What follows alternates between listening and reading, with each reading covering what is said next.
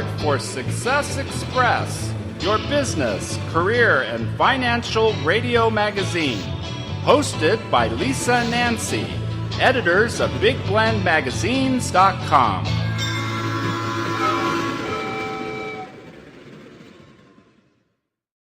Ralph Masengill Jr., Mr. Change Agent, is back on Big Blend Radio Success Express show today to share some advice on communication in change management. Ralph is a best-selling author and award-winning advisor, coach, marketing expert who has presented seminars and papers about quality and change all across the U.S. and other places. I know he likes to travel to places like Colombia, too, and do that. His latest and must-read book is Conquer, Change, and Win, an easy-to-read, fun book on the serious subject of change. Ralph is one of our Big Blend expert contributors. You can see his articles in Big Blend Radio and TV magazine. You can just go to blendradioandtv.com and find him there in our expert department. And his article on communication is featured in the fall issue of Big Blend Radio and TV magazine. But really, go to his website, go to conquerchangeandwin.com. His book as well is also available on Amazon.com. But let's bring Ralph on, and we want to welcome him, but I have a feeling he knows how, since we're talking about communication, Ralph, you know how to introduce yourself. Yes, would you like for me to do that? Yes. It is with great pleasure and distinction that I introduce to you today a man who needs no introduction, and there won't be one. The world's most interesting man has arrived. Yes. Well, welcome back. Welcome back, Ralph. Thank you very much. I am delighted. I think this is going to be an exciting, and we can learn a few things and maybe have a snigger or two. A snigger. See, that's because you're in Shine Country in East Tennessee. You got that right. Oh, that is after all, Kickapoo Joy Juice is hard to beat, sometimes hard to explain when you're drinking like I am today, but other than that, it's not a problem. It's nectar of the Tennessee Fun God. Well, the only thing you remember not to do is to spill. That's the important thing. When it comes to communicating with the Shine, one must just enjoy, take a good, swigger, as you said, yes. But no spilling, no drooling. And it's all good. Well, I can honestly say that I do not, and I must say this word strongly, I do not remember ever spilling any. Well, then, you've got good communication skills with the Shine God. See how I'm keeping us on track, on topic here? But this, okay. Yes, it is. In your book, Conquer, Change, and Win, you say change management is a people business. Yes, it is. It sure is, and it's like everything else. If you cannot communicate, you shall not be successful. Communication is at the base of every success story you and I can think of. It's certainly at the base of every success story you and I have been involved in. It just doesn't work the other way. If you can't tell someone what you want and then have the same ability to listen to what that individual really says, you are lost. You're going to have to go back and get another religion because you are not going to succeed. It's just that simple. So then it's got to be positive, right? Because when it comes to leadership, especially when you're in that mode of change in business, there's always disruption. There's, we've talked about the 20-50-30 rule, the 30% going wah, and the 20 saying going forward. Yes, the one rule that I do keep going back to is that one because it just absolutely works. 90% of the people do not believe it works, but I've been using it for 40-some years, and it works for me and that means it should for everybody, every time. Every time. 20-50-30 rule. Everyone, if you go to blendradioandtv.com, you can see Ralph's article and interview about that. And he also covers it in his book, Conquer, Change, and Win. And so it's like the 20% are like, hey, we're in for the change 100%. The 50% goes, either way, whatever happens, we'll just do whatever happens. And then the 30% is the poo-pooers. And so you ignore the poo-poo and you go with the yay-yays, and we'll go either way. Yeah, well, when you put it that way, it seems so simple. Well, it's just where your focus is, but because people do when change comes, and that means stepping out of comfort zones, there's always that agitation of, oh boy, here it goes. And communication as a leader, even if you can see something going wrong, your attitude and communication with your colleagues, isn't that like that positive, keeping a positive, keep chin up when things get, and because things can go wrong, believe it or not. Well, they sure can. I've read about that. Yeah, someone told me about it once, and I'm just like, really? Yes. Yes, I understand. I thought it was a unique phenomenon and wanted to know more. But then I looked at my history and discovered that I was an expert at failure and didn't know it. Wasn't easy to figure that out, but I got there.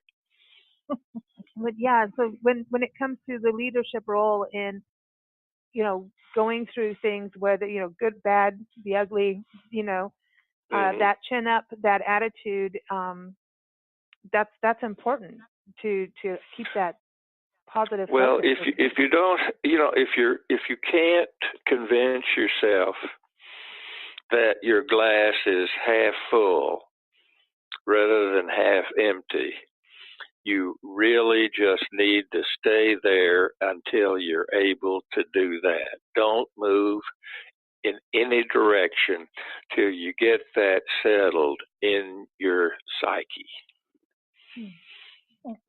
So don't. The success of those who try that don't believe that, there's almost zero. And for good reason. Because people don't want to be around negativity. The people that are doing the negativity don't really like being around it. They just like distributing it to others. And that's the same situation you run into in many cases. Do as I say, but not as I do, and that won't work either. And also when things do go wrong, so something, it's like you're in change and you think, okay, say you're moving companies to a bigger facility, and we're getting the Amazon store. Anyway, so you're moving to a facility and you think you have this amount of space and that this, inspection all got cleared, and then you go in and you need to get to production immediately. You've got orders, and you go in, and something terribly, goes terribly wrong in that facility, and you can't get to production on time. And then it was like, who did the inspection? Who was supposed to check the inspection? You can't just, kind of shy away when something happens. You talk about that in your book, that leaders need to deal with things. You can't just hide from the poo-poo. Back to that. I wish you wouldn't use those professional words so much. Okay. I know. But I do think I understand what that means. But the thing that is so exciting to me is you cannot fail if you go by the solid rules of communication. Now, that's a bold statement. You cannot fail if you go by the rules of solid communication. But it's true.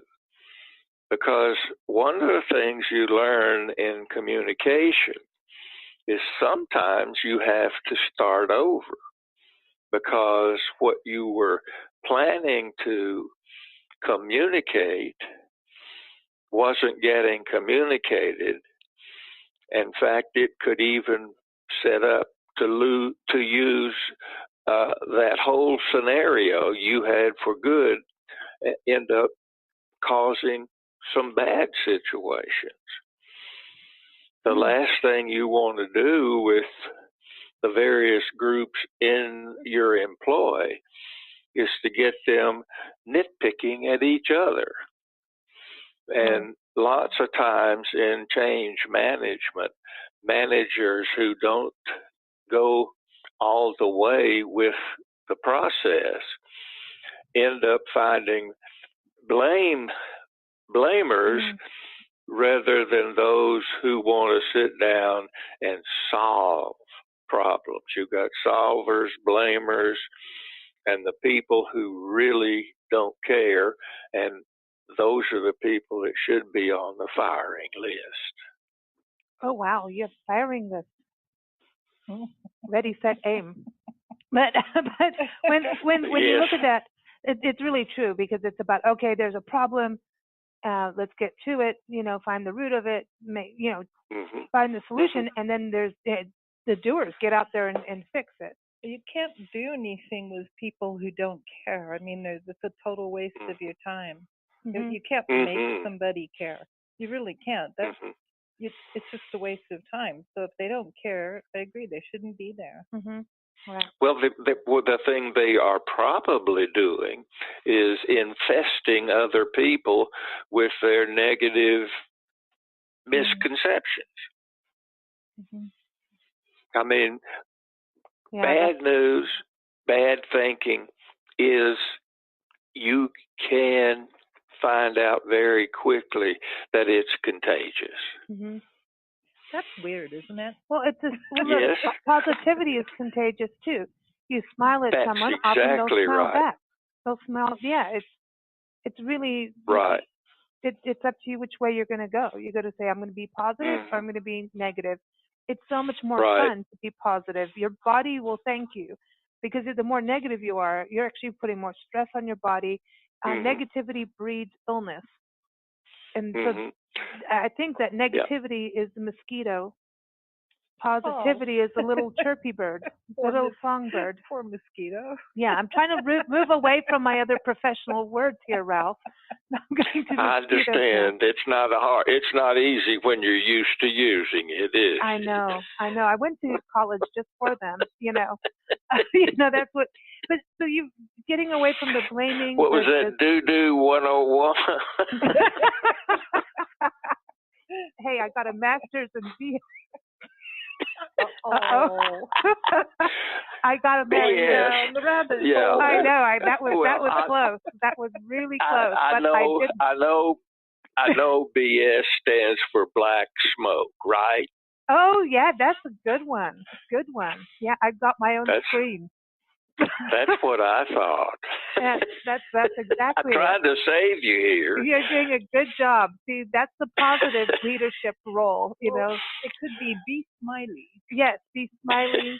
Be the songbird. Don't be I'll tell you something. I often will do in an airport, and I'm serious. I can't believe I heard an uh-oh. I know. Things happen in airports. Yeah, I can already feel it's like a people watching thing. if you want to kill some time, and you see somebody, preferably somebody that works for the airline, that is just having a not so positive day, and they are letting everybody around them know that this is not a good day for them, and they're going to do all they can to make you have the same feeling. I like to pick out that individual and just quietly and assuredly go up and talk to them. And by assuredly, I am saying I go up with confidence, but always have a question to ask. And no matter what that individual answers me, I overly thank them for their answer and wish them a happy rest of the day.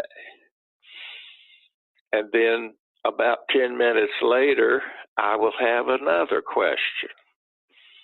And I will go back and ask that same person a different question. And she will, or he will, probably snap at me again. And I was just saying, it seems to me you're not having the most positive day in the world. Is there anything that the people here can do to help you feel better? What are you talking about? And what you do is you just started a conversation about being positive. Think about it. And they have to think about what they want for positivity. What do they need? They may say to you, Ralph, I would like some of that shine to get through my day.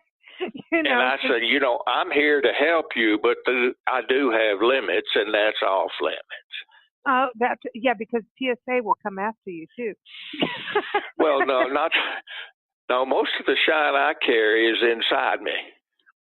That's it. He's certainly not going to share that place part. to keep it. Well, no, but I think if you have a conversation, by doing this, the other thing you're not doing is reacting back, which is one of the most difficult things to do. Someone's snappy, your instant reaction, maybe not yours, but I've seen myself do this quite often, is to snap right back, especially if it's going to be sarcastic. I'm really good at that.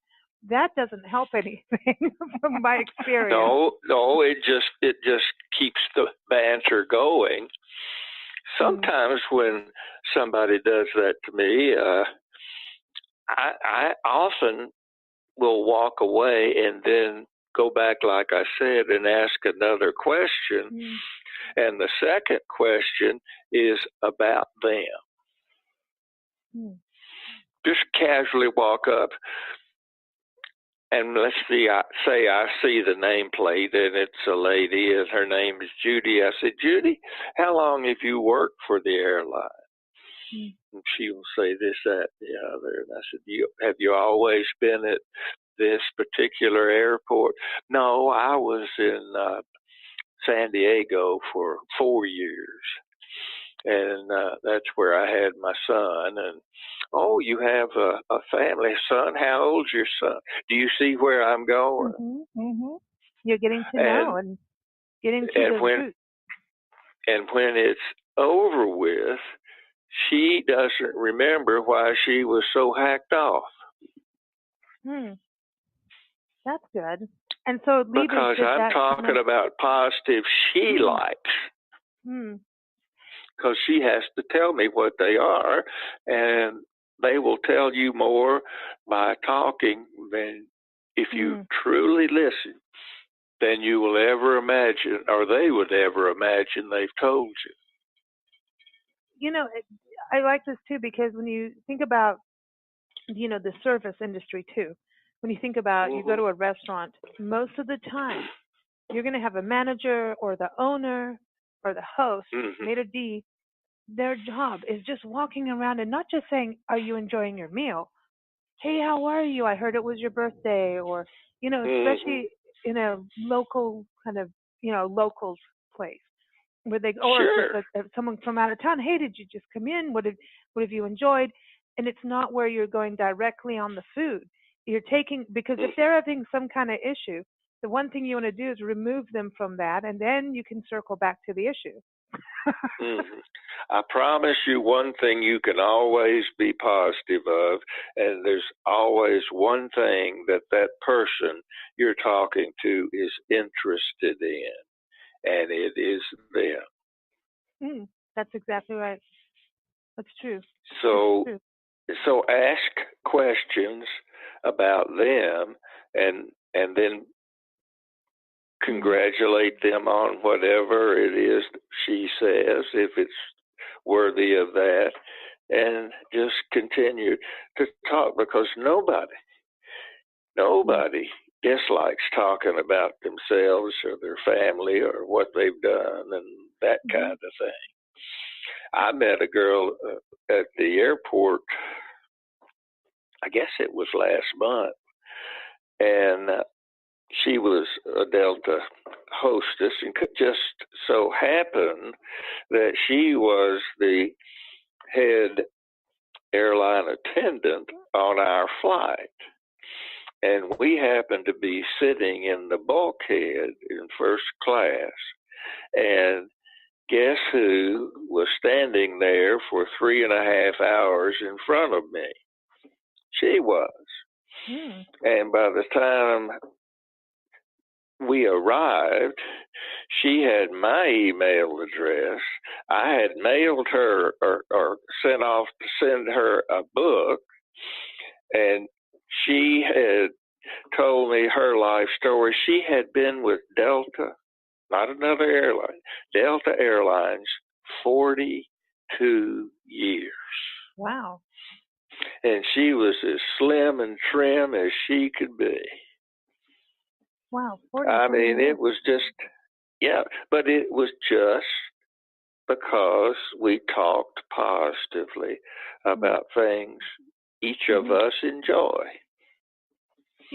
And that's ourselves in many cases. And it's having a conversation. And in today's world, I know a lot of people are getting frustrated with, having to go to so many meetings, and where the meetings, did you take anything away, or are people just shuffling papers and, eating donuts? And then, when you're on the deadline for something, those kind of things, it actually causes a disruption, and then people don't want to get it to communicate. And then you've got this corporate culture or business culture where no one's really talking except for messaging and maybe emails. And so I think that sometimes then it becomes this cold outlook. So part of the communication to me is about how meetings are run. And if you're not, if they're not productive, people get antsy. Well, I can't do that. Because to me, but they should get antsy. School, Absolutely. It is not a member's job to keep things moving and to keep things positive. They should go along with the leader's lead. And if the leader is leading them toward more positive thinking, then they are going to both have a good time. And if it's all just cut and dried, then nobody has a good time and nobody listens. Listening is about relationships. And if you don't know how to have a real relationship, you probably have no clue how to really hear what someone is saying. Not the words, but what they are saying. I hear that. Are you really listening? And then the part, I know we talked about this on our show with you and Bobby DePorter, we were talking, and also Jan Smith on tourism, and we were talking about Speak with Good Purpose, Key of Excellence in Tourism, Hospitality. But I mean, in all businesses, one thing that you really stood up for was body language being key, and you talk about that in Conquer, Change, and Win as well, how body language is the ultimate. And so when we're again in this culture where people aren't seeing each other so often, but we have you have meetings where you can have video meetings. I think you can hear people's body language even just over how we're communicating, over the internet, over the phone. There's body language in that, but it is important that people see each other, I think, for picking up the body language. I couldn't agree. Body language is 55%. I just read this morning another survey that has been done, and another long-term study in England, 2 years. And they came up with the exact percentage that we've been saying. 55% is body language, but then we've got to go with the rest of it, which is really shocking to people. And the rest of the 38% is voice tone and inflection. The words that are spoken usually communicate 7 to 8%. Most people don't believe that. Wow. But it is the truth. 55% is body language. 55%. That's a lot. 55% is, you've gone over the halfway mark. Well, you can say almost any sentence in a number of ways. And you can say a sentence with mean words that sounds nice if you say it nice. Or you can say a nice sentence and say it in a sarcastic tone. So the words, yes, if you're reading them, then you're like, oh, well, they mean that. But then the other person is sarcastic in tone of voice or in body language, then you know that they didn't mean those exact words. I use sarcasm, and I have never understood why I do. I think it's retroactive in everything. See, that's the thing. It's like a way of saying what you're really thinking with sort of a hopeful little bit of a twist of humor so that you can get away with it. Yeah, that's it. Well, but here's the deal, body language. Okay, so if you look at road rage and driving and how people have their hand signals, sometimes they're waving and sometimes they're doing the complete opposite. And that's, you know when someone's frustrated. You can tell even how people drive their car. Like if someone's frustrated, they'll zoom right around it. Some see it as a weapon. Exactly. Yeah. Exactly. And it does end up as a weapon a lot of times, unfortunately. But that's a good example of body language. You know, are you going to get upset and add to the fuel of the fire of road rage, or are you going to sit back and go, okay, someone's misbehaving over here or acting out, and I don't want any part of it. I want to be safe. You know? Yeah, I either get behind them, but mostly I try to get ahead of them. Yeah, just eat my dust. Yeah, that's good. And then I always try to send them that sign that they're number one. That's right. We're back to the number as I'm one. driving away. Yeah. I'm just friendly like that. Go, I like this. I like this.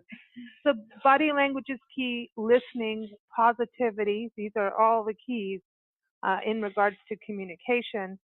And gossip, that's the other part, you know, when it comes to communication. If people get into that zone, do people in a work culture, when they're working with a lot of people, can you as a leader prevent gossip, or is it just something just expected and then try to, you know? Well, of course you don't have to expect it.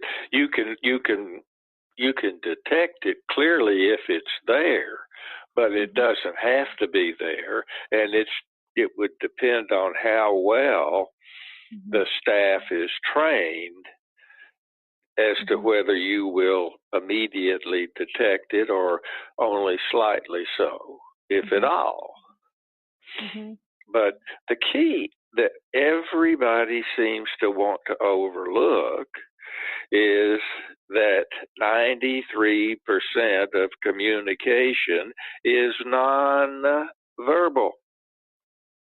Yeah. It does not involve words.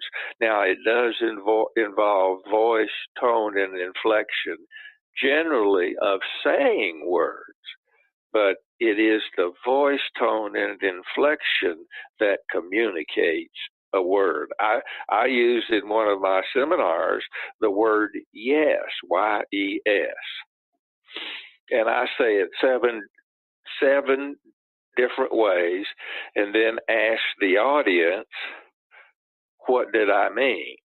Mm-hmm. And let me try a couple of them right quick. Oh, good. Number one is yes. Uh-oh. What's that mean? It means no. You're going back to my master's degree. Yeah, get off my back is what that means. I don't want to do this. I'm tired. I want to go home and watch TV. I don't want to even talk to you. The truth be known. Really, anything for a quiet life It's here. like, not that again. How about this one? Yes. Uh-oh. Oh. Of course. But of course, I've already done it. Why do you even ask me? I said yes. What do you want? Exactly. I told you. This is fun. Give us another one. Yeah. Good. All right, you ready for this one? Okay. Yeah. Yes. Oh, there's a little interest in that. Now that could get into trouble. You had to raise your eyebrows when you said that. Oh yeah. Did you? Yeah. You got it. I have no idea where you are going. I wouldn't touch that. It's all about the eyebrows. I am a babe in swaddling clothes. Okay. So what happens when, especially in the leadership role, that you make a mistake? You make a decision, everybody comes on board, or you still, have that 30% watching and waiting for you to trip and fall. You trip and fall, and maybe it harms some of the communication. Maybe it, that can create this negative ripple. What happens then? What happens if you're smart? Once you see that it's an error, you immediately admit that you have made an error. I misspoke there. Frankly, that is what I told you, but after thinking some more and about it and putting in some real time, I was absolutely wrong. In fact, it's just the opposite. I want to apologize and I think I am the one guilty for misleading you in that. But what is actually true is what I said you should not do is what you should do. And I hope you'll forgive me, and let's put it down as a positive, that if it's okay with you, let's just move on. Because after all, I got my pride.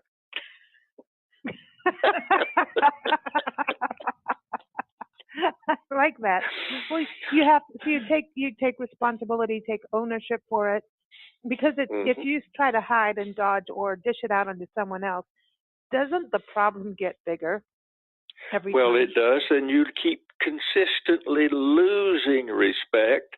And any time you admit you're wrong and do it correctly, you, believe it or not, enhance respect.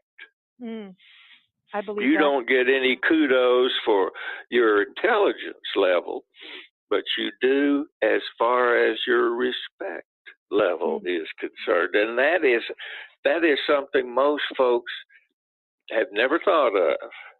When they do, they totally believe it and are pretty much in shock. Happens almost every time. And also thinking and looking at that, when you make a mistake, not you specifically, Ralph, but if you want it, that's fine. And that's well, my I don't make mistakes. I have things that didn't work out. See, this is the thing. If you try to run a ship of perfection, then that's why the song "Ship of Fools" it was written. Well, it is absolutely that. First of all, perfection's an ideal, and by definition, an ideal is unattainable. Wow. Look up the definition of ideal, and you'll see that it's something that is unattainable. I think that's because we're all in a process. Exactly. And we never finish. I know we are. We're in this. But you're right. That's exactly right. I just wish you all would try to catch up with me. No, I'm getting there. I'm swimming. I'm rowing. But that's the thing. When a leader, or manager, makes an error and says, okay, well, look at that. Then everybody goes, okay, they're not walking that, on eggshells. And if you're walking on eggshells, no one's going to put ideas forth. Then everyone starts to go backwards. Then you don't have change, which means you have no innovation. Then that means you have chaos is what you have. And you have a form of chaos. And competition's going to take you out because they're running a ship that knows there's going to be bumpy waters, and that's why everybody has armbands. It is, and that's exactly right. The important thing that folks don't recognize is people really respect those who try their very, very best to tell the truth. Mm-hmm. Yeah. Why people don't care anything about the truth anymore? No, you couldn't be more wrong. Some say that it's rarer now than it's ever been. I don't agree with that. I think it's about the same as it's always been. Yeah.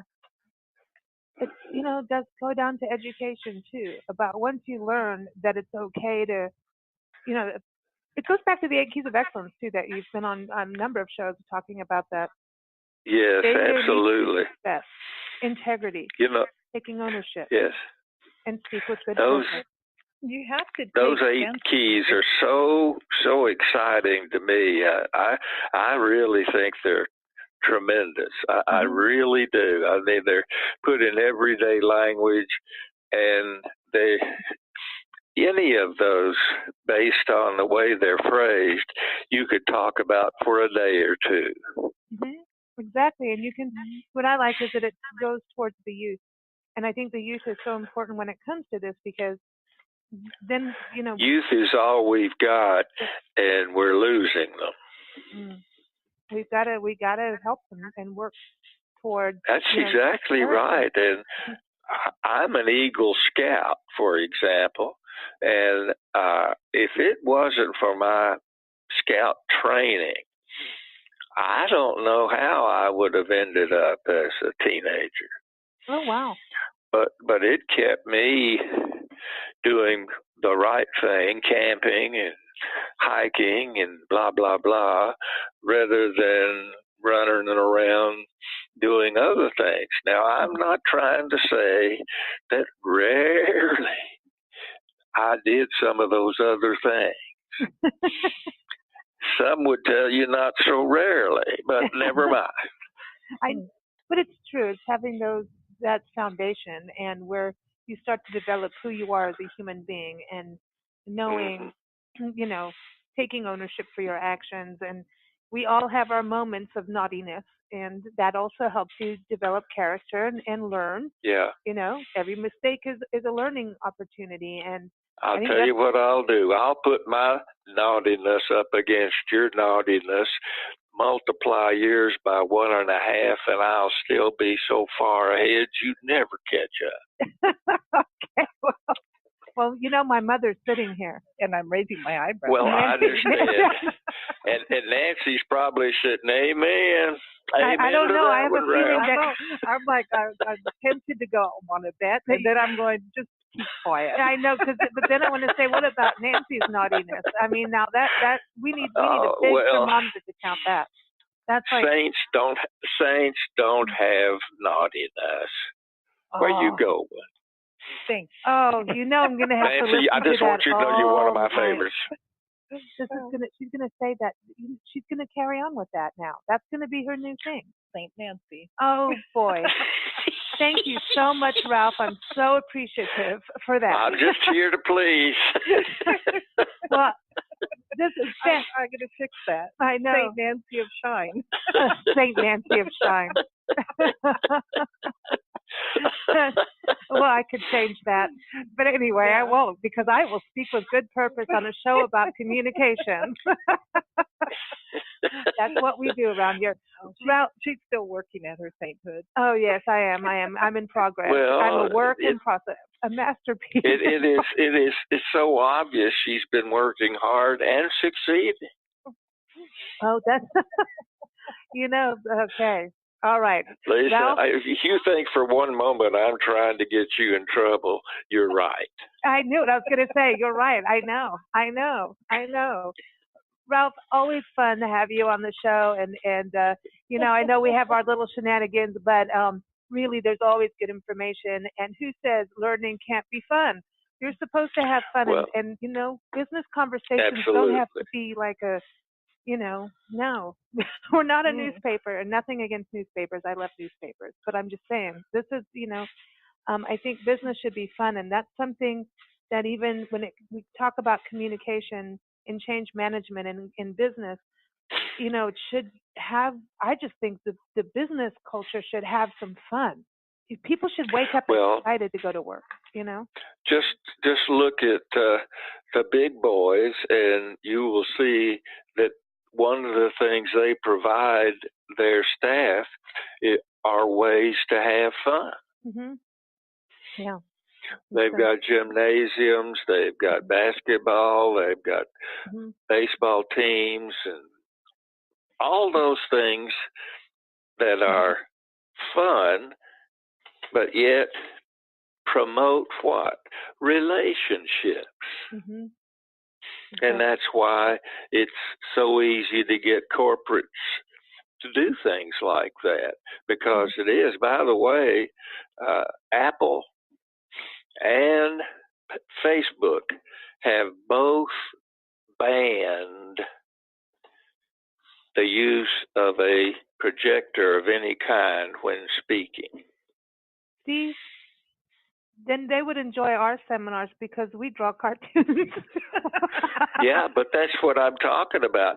They don't allow any PowerPoints at all because they find them to be a distraction. Exactly. Now, I'm not saying that's true. I'm just saying that's what they believe. Well, I think that when you think about going, and we've done so many interviews on public speaking, and when people think about, okay, they have to go to a conference and they're going to do this, there's like, the 70-80% go, oh, God, not another boring meeting where we have to sit and watch a bunch of presentations and, and then say, don't take notes or do this. And if the speaker's not good enough, if they don't induce any kind of communication, there used to be the public speaking people who said, you need to say it all, don't go back into the audience. Well, I know that if you include the audience and get them to create the idea themselves, you've now taught them something, and they're part of it. And if you try to dominate the audience, you don't have that relationship. So public speaking or speaking at a meeting has to have that interactive. It's a dance, and you don't want to do it on your own. It sure is. And the thing about public speaking, it's about forming a relationship with the audience. Mm-hmm. And a single relationship with everybody in it. And you need to speak as if you're speaking to one person, not to a whole group. Yeah, we play a game that the audience plays. You're speaking to the person sitting in the seat you're sitting in. Mm-hmm. Exactly. It is just so much more fun, and you get such better listenership if you do it that way. Mm-hmm. And there's nothing wrong with a little humor, but you've got to also have some nourishment in there. Mm-hmm. Exactly.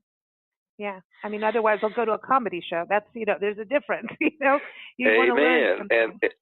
Right, and again, you can mix and match, but make sure that that's what it is. It's not all of one or one of all of the other. Mm-hmm. Exactly.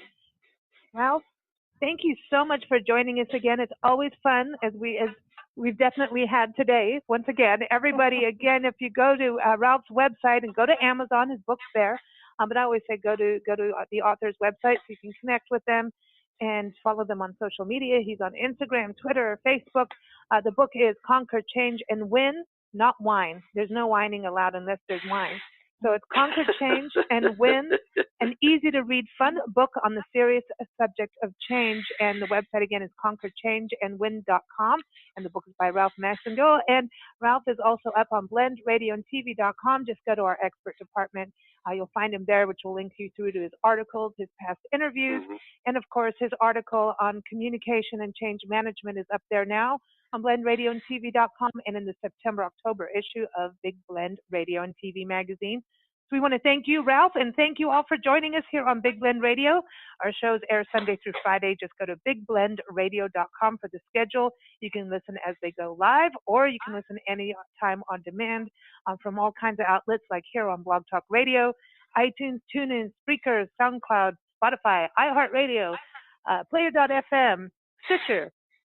The list goes on, and that's the whole list is up on bigblendradio.com, and it's getting a bigger and bigger list. Ralph, we have a special song for you.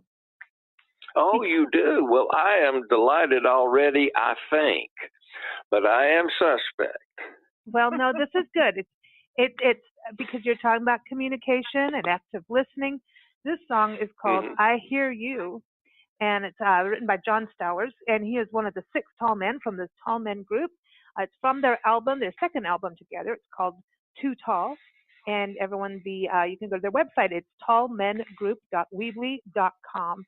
But here it is. I Hear You. Thanks so much, Ralph. Thanks, everyone. Thank you.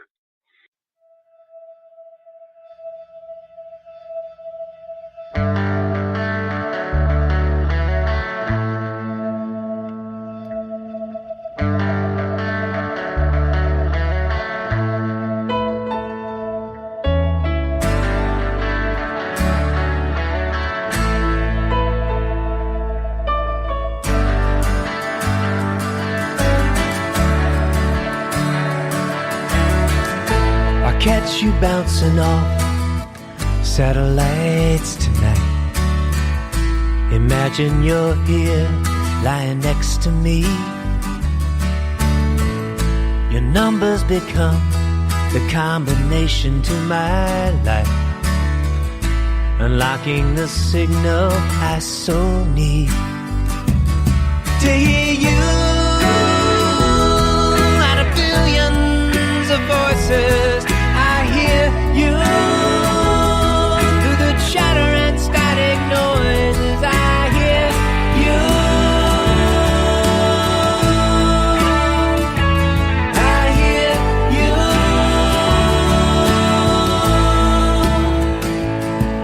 When the daily war is over, in this battle I've yet won, I need to hear your words to comfort me. So I fall back into my room and watch the setting sun. Pick up my phone and dial from memory to hear you out of billions of voices. I hear you through the chatter and static noises. I hear you.